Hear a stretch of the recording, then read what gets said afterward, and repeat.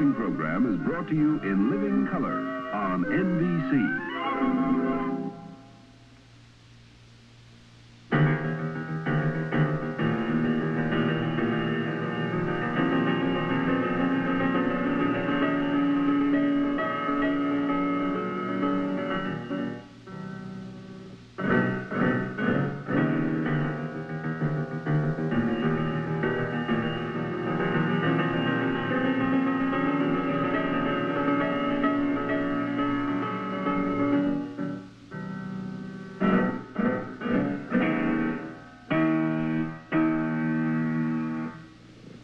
Hello and welcome to Character in the Arts once more. The character of the hero is someone you've just seen, Jack Dempsey, winning his fight with Firpo in 1921. Now that's an easy one to identify with. A beautiful man to watch, rippling muscles, great strength. And we have examples throughout history which have been personified in the arts of kinds of heroes like this. One of the earliest examples that you might consider is one that Michelangelo did of Moses. But this is not the hero as most of us think of heroes. This is the old Moses, long after he'd led the Israelites out of Egypt. This is the tired, muscular, sad man. He had so much to put up with. But there are other kinds of romantic heroes that we can consider. What about the hero who sits over his vanquished? Look at the bodies there. Tied, dead bodies, people cringing. Women as great spoils of war. There's really a hero.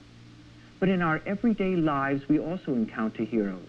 For what about in the summertime when bodies are pulled from the undertow, hopefully alive, as in this case? This is something that occurs all the time, and we really know what heroes are like.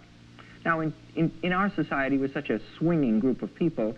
We love not only heroes, but we love anti-heroes. We love people like Billy the Kid. We love Jesse James. We even love Bonnie and Clyde for all the horror attached to their lives. So that we can think of heroes in many, many ways. These are people who have done things, and you always think of what they've done with them. But what about the hero who sits behind the scenes? The heroes such as Madame Curie, who worked with radium. What about Pasteur? If it weren't for Pasteur, lots of you people would have your social diseases noticed by other people. What about Pasteur when you say to your kitty, I want you to drink your milk, and you know it's pasteurized and it's okay, and your kid's going to be okay. These are people so-called behind the scenes, the unsung heroes. Let me tell you a story. Before World War I, a young Viennese boy named Paul Wittgenstein was studying to be a pianist. Now, he, like all of us, have hopes of being really great, and it's hours and weeks and months and years of dedication. Came World War I, he enlisted. And what happened to Wittgenstein should happen to no man, and least of all to a pianist. His right arm was shot off. Now you picture, you say, here a man cries out to God, he says, help me, somebody help me, I've got half of what God gave me, I want to play, what can I do? I'm a freak. I mean, for all intents and purposes, here I am with just me. Now several composers reached out to him, several potential unsung heroes. Prokofiev wrote the Fourth Concerto for the left hand alone, which is an abomination musically. I'm sorry, Sergei. It's great to work out and one can admire the craft. It's just not a very good piece of music. But it was Ravel, who, taking upon him not only the altruistic thoughts of saying, I will help the man, but also saying, I bet you I can do it. There was a man who could take on so-called a wager and come up with something. Now, to write a concerto for the left hand is something which has to be considered in all kinds of detail. And Ravel's concerto is a sumptuous musical example as well as a technical example. Now, he's not the only one who ever wrote something for the left hand, but whatever works exist in history are more freakish, more to say, gee, look what I can write for one hand as a musical entity. But this concerto, I really doubt that the concept of a whole concerto for the left hand would mean anything to you unless we really take the time to analyze it in some detail. So let's analyze this concerto.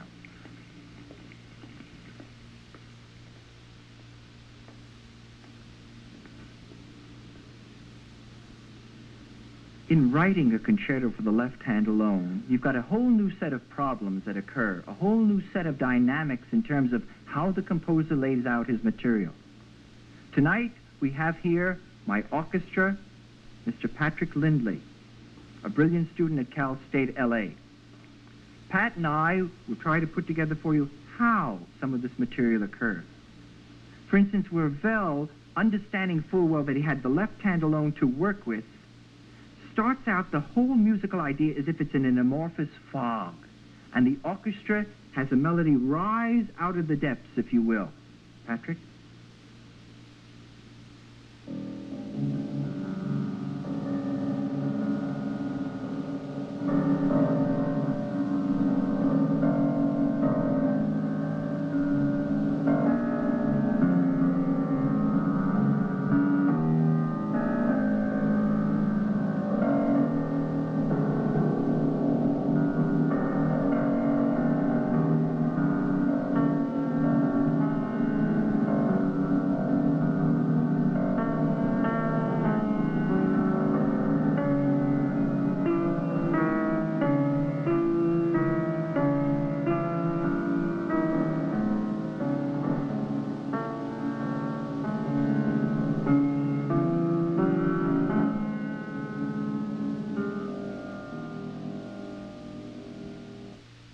Gageur, the man who waged and knew carefully how he was writing for this instrument, was not content to have the soloist walk in on such a lyric, quiet, though foreboding opening. He has the orchestra build a tumultuous climax to bring the pianist in. Patrick?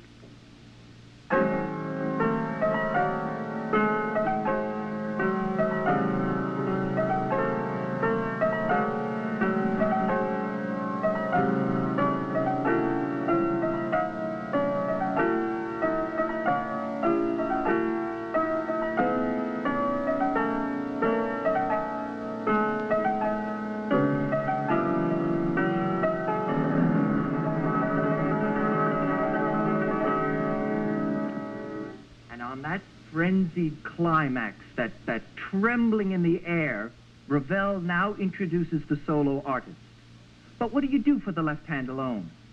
You've got no right hand here for all intensive purposes. What do you write? How do you create a sound which indicates that you're a full-grown artist all by yourself? Ravel knew carefully how to do this. This was a smart man. He first of all uses the middle pedal. He sets the piano up where you can create that sound. And over that, which holds all by itself, he now brings in new sound. One of the loveliest things about a piano is that it can play a nice third, or a major third. But if you leave out the third of a chord, you reduce the chord to a kind of primitive existence. Open, harsh, vibrant, striking. Here I am. And so the whole opening is based on this.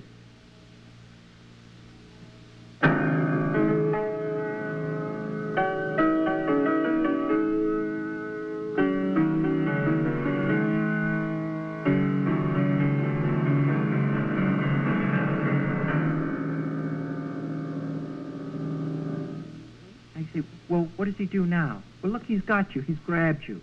He's moved from the bottom of the piano up into the most vibrant tessitura, where it's brilliant sounds, and then down into the depths. Now, like a man thinking, he says, like, where do we go from here, fellas? I've got to write something for this guy. He starts musing. He really, I don't think, has very much decided what the melody's going to do.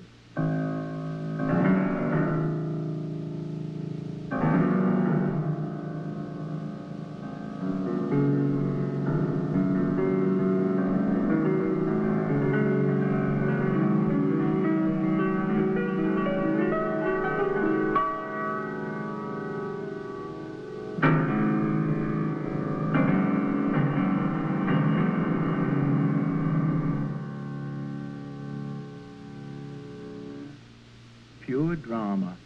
Because what Ravel is doing here is literally creating a wave of sound rising up the keyboard, and then as if he wanted to do this, just a dead deep sound. has that D emerge. It seems to emerge as if a fog clears, and now you get your first hint of any kind of melodic or musical intensity.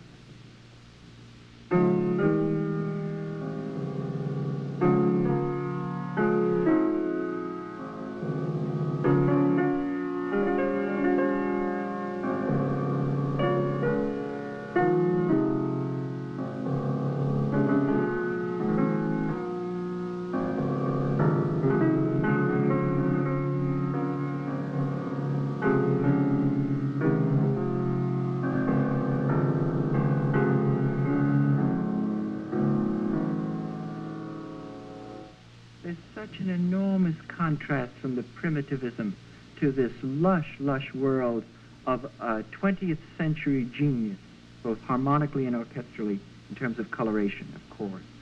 Not pinks and browns, but 9th, 11th, 13th chords, altered chords, the vocabulary of a musician, in this case, for coloring. Now Ravel has given you some nice mellifluous sounds. He says, look, man, I want to generate sound. I want this piano to ride, this left hand to ride on sound. Once more, he leaves out the thirds and has the pianist ride.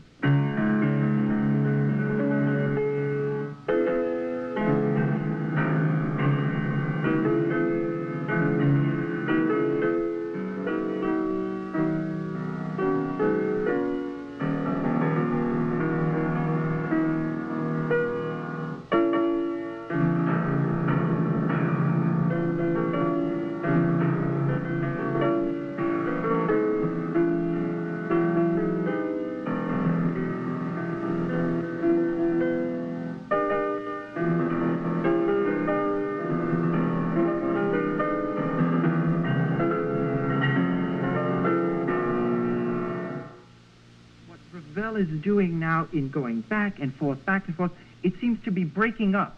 It's no longer a nice fluid line, but the action moving back and forth so much starts generating excitement. You're rising higher on the piano, the dissonances grow sharper. At this point, he makes incredible demands upon the pianist. And it's really a very funny thing in a way. You say, looky, you're playing with one hand. How do you sit at the dumb instrument? Do you sit the same way as if you had two arms? You can't do it. I had a friend once who played a concert in which he was doing a work by Ravel, in which Ravel ends the work this way. But the guy sat with his left foot tucked under his right foot. So what happened was he went down, checkmate. He's sitting on his left rump, the piano ends way up there. He couldn't do a darn thing. When we get to this portion in the concerto, I have to brace my feet against the floor almost, because I now move violently back and forth.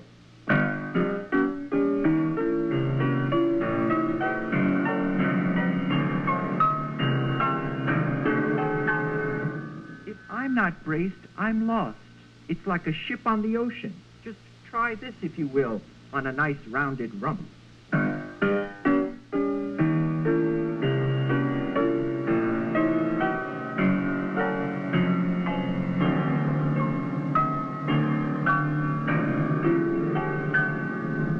Pretty jazzy. It's a lot of fun, but it sure doesn't make great music. So you've got to literally learn how to handle yourself and balance yourself. You've got to literally think your whole consciousness through your left hand.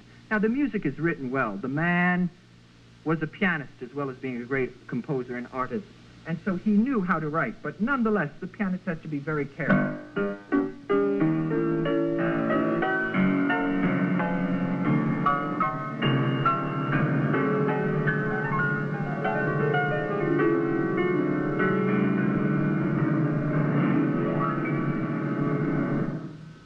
At that point, he has the orchestra take off.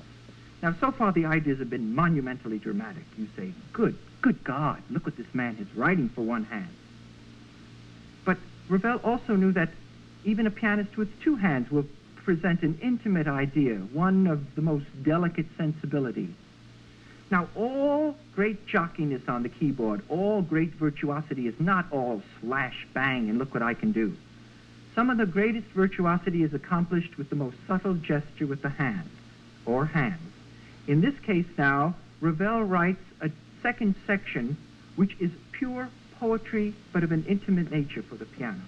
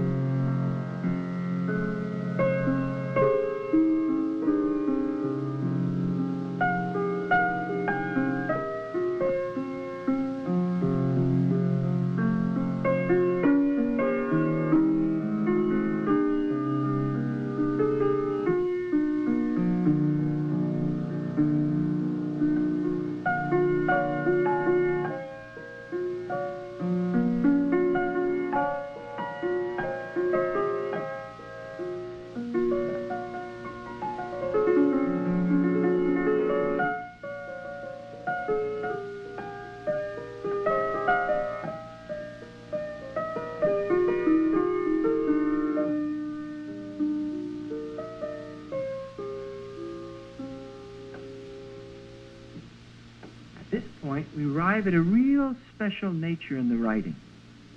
It very much reminds me of a gymnast, a wonderful gymnast working out on a side horse.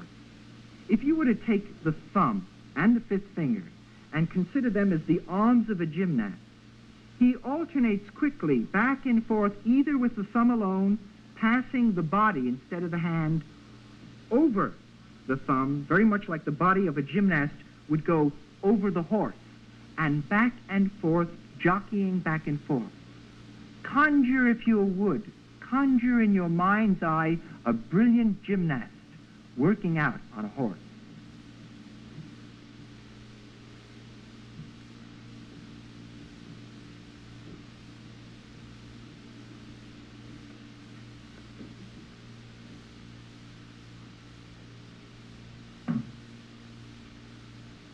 That was Gary Hoskins, collegiate champion of the United States, a student at Cal State, L.A. Now watch, if you would, how Ravel, in a sense, does the same thing for the piano, asking the thumb and the fifth finger to act as the arms of a gymnast, and for the rest of the fingers to flip back and forth like a horse across the keyboard.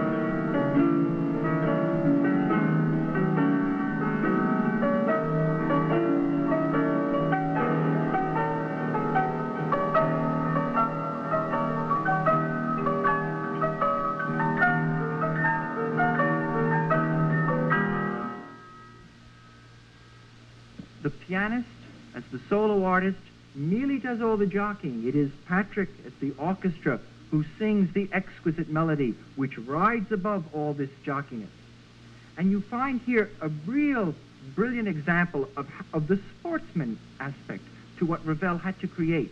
As I told you, this man was a gageur, a wonderful word. It's meaty, but it also indicates the meatiness of his thought. Ravel's, that is, he was flexible enough to conjure up any kind of an idea. Now, Ravel, at this point, breaks the texture. He says, you know, we've had enough of this. We've jocked around. You've had limpid melodies. Let me give you something entirely different. So, in a sense, he starts thinking with the orchestra. You have the orchestra playing a dumb ostinato figure. And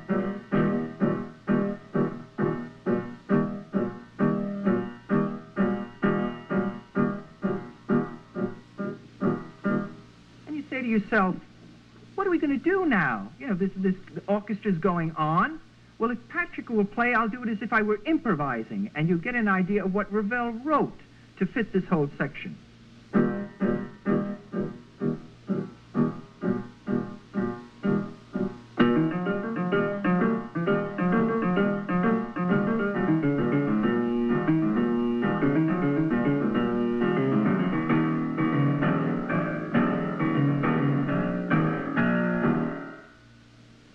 You know, some of the cameramen before this show asked me, hey, Milty, what do you do with your right hand when you're playing a left-hand concerto? I mean, does it just hang there? Well, that all depends. There are times when I sit when it just plain hangs. I really don't even think about it. There are times when I'm involved in the jockey business back and forth where I brace myself. Sometimes it swings between my legs, sometimes it's on my side. But the interesting thing is, do you ever have the tendency, they ask me, to lift it up and touch the keyboard?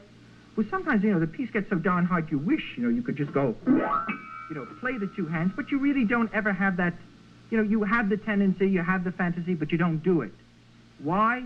Again, this unsung hero, Ravel, I mean, the man was too much. He wrote the ideas so well that I literally think through my left hand. I don't need to sweat it out at all. The ideas work perfectly with the left hand. You say, well, could you play it better with your right hand? After you're right-handed, you eat with your right hand, you comb your hair with your right hand. Couldn't you play it better? It was conceived for the left hand. Now, that takes a great deal of know-how on Ravel's part, both musically and technically. Again, once more, the tribute to the genius. Now, we've had all kinds. We've had ostinato figures with kind of swinging rhythms going back and forth. Ravel, still not content, introduces a fairy tale tune, like a child's nursery tune. Patrick?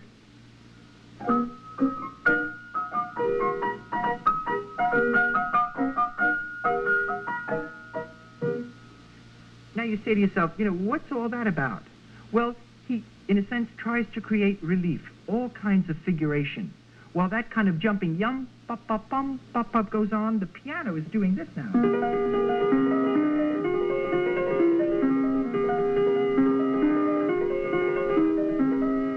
All this building up into one of the most exciting entrances for the full orchestra that occur in the entire concerto.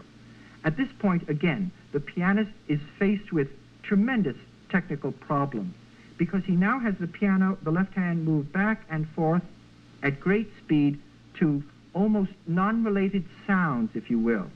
Listen to this part.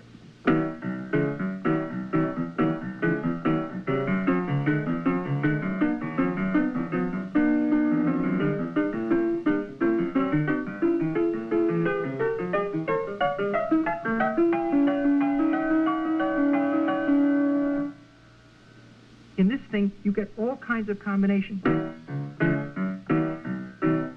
That makes sense.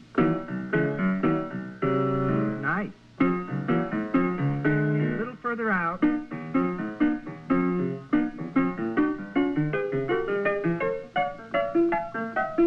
They just seem absolutely wild, and it's on this frantic nature that he brings the full orchestra in, only to introduce that great bit in every concerto when they say, man, it's all yours, go. The cadenza, the great part in which the solo artist now can express himself freely. Now look at this nut to crack. You've got a concerto with one hand, you don't have an orchestra backing you up. What do you write? Mary Had a Little Lamb for the left hand? How do you make it a great searing, intense, emotional experience? What Ravel did here was to create literally a world of sound, as if he had two hands going.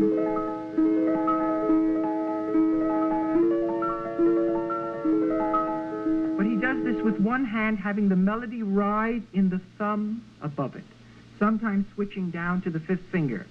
Again, virtuosity of the highest order, but not the kind where the muscles are flexing. Nobody here has got his bare chest out and is just rippling muscles by flexing them. It's all subtlety, it's all inward. This is an idea of the kind of moment that you get now.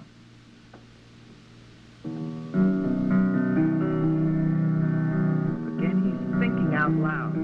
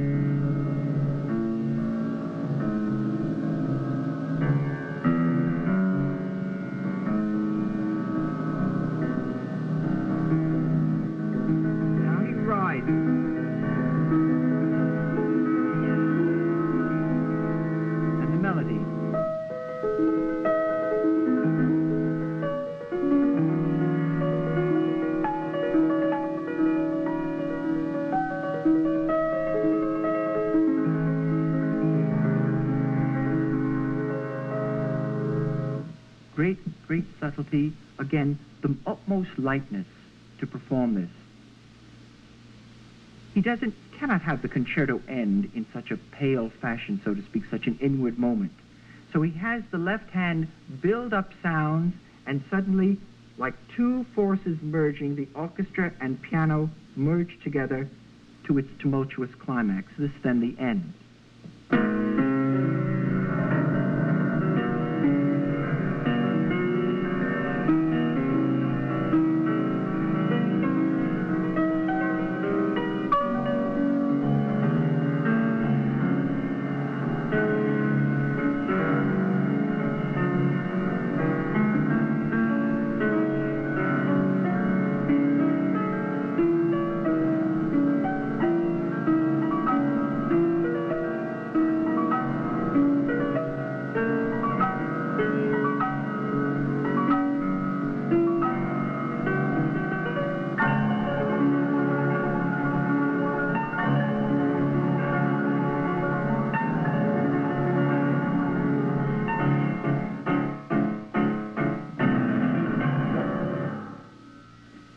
And there you have essentially the Ravel Concerto for the left hand alone.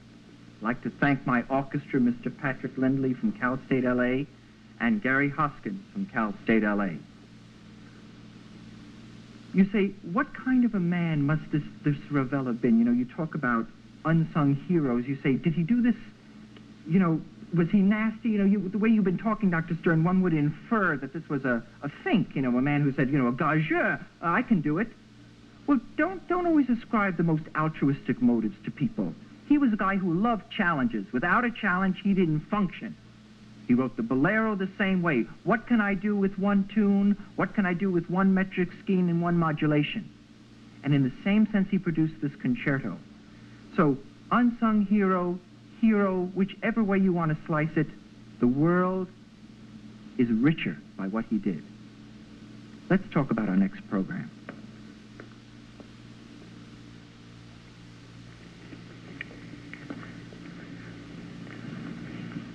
To analyze a concerto, and with all due deference to Patrick Lindley as my accompanist, without the sensuality of the orchestra, is really to cheat you. So on our next program, we will hear the passionate, rich sounds of symphony orchestra.